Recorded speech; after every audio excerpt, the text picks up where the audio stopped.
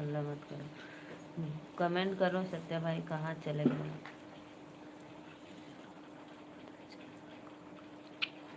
नहीं भाई, वो पीछे से मारा, ये लोग ऐसे आगे जा रहे थे, वो पीछे से मारा, फिर निकल गया, तुरंत निकल गया, पता नहीं चला कहाँ का था वो।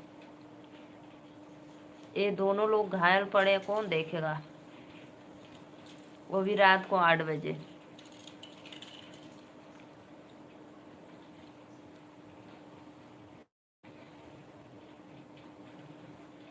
पहले जमाने ठीक है, पहले तुम गाड़ी ना लो लगल वाले चलाओ तुम खमीरा तो तुमको गले ना लगे।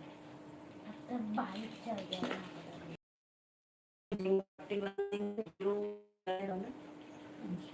तो एक्सरा हो गल ना, अब संदीप क्या गल